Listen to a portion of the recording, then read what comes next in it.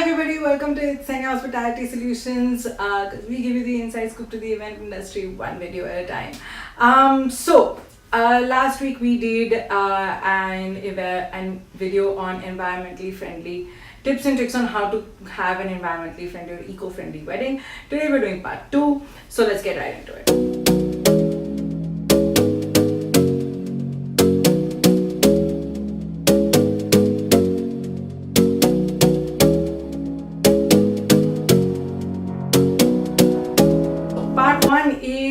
Speak to your caterers and tell them that you are environmentally conscious. They use a lot of plastic on their countertops to avoid cleanup later. It is cost effective because you take it and you throw it away. You don't have to pay on laundry. A whole bunch of other things like you're using throw cups at the back and stuff like that. Ask them for at least for your wedding or for your event to be a little more conscious. Point number 2 is that if you want to stay away from flowers entirely and go completely eco-friendly, your best bet is an LED wall. The graphics can be customized, which again don't harm the environment at all.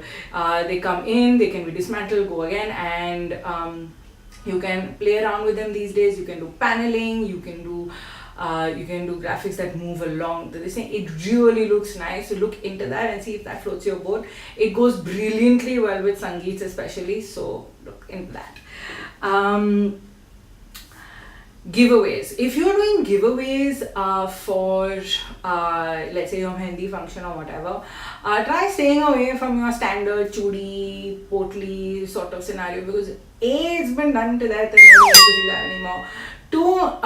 2, we want to be a little more environmentally aware. So what you should do is give away potted plants, really pretty flowering plants that people would take home. Succulents are a very, very good option. Last but not the least, like I mentioned in my previous video, plantable trees, you can give them a little kit. That is something also that they would really, really enjoy.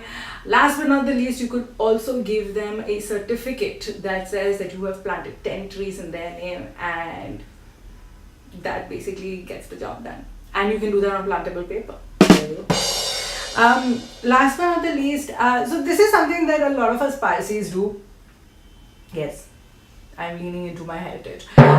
This is something a lot of us Parsis do. We basically take down the decor.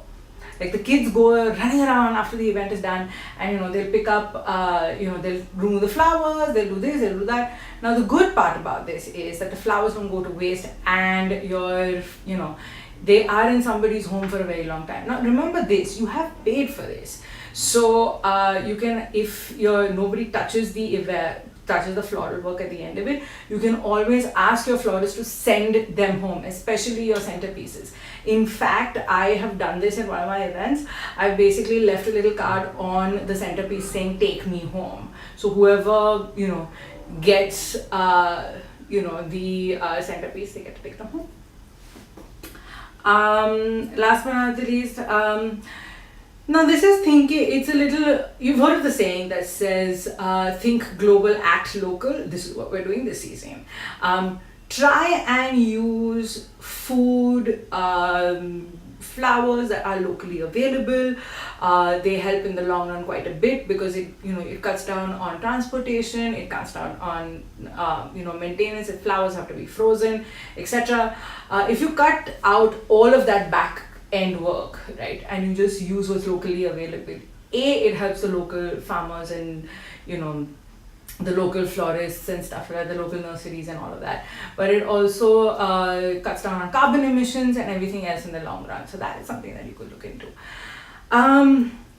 Bonus tip time for those of you that have stayed to the end of the video.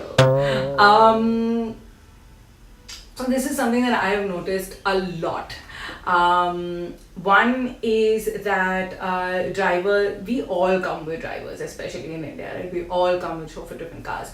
What lands up happening most of the time is that your driver is sitting in your car and the AC is on and he is watching something on his mobile phone and petrol is getting wasted, you're paying through your nose, he's sitting cool and pretty as a daisy, but everybody else is not happy. So what do we do in this regard?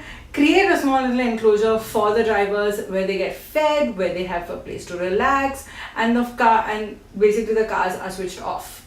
You can tell that to your valet security and stuff like that. They'll make sure that the cars are off and that they have a place to also rest and to relax while they're waiting for, their owners to come back. So there you go. Thank you so much for staying till the end of this video. You know the drill. Like, comment, subscribe, share, and hit the bell icon. We would love to hear from you from our 2-part series. Do leave us your comments. Tell us what you thought about our tips and tricks. If there's something that you agree with, don't agree with, whatever it is, we would love to hear from you. So let us know.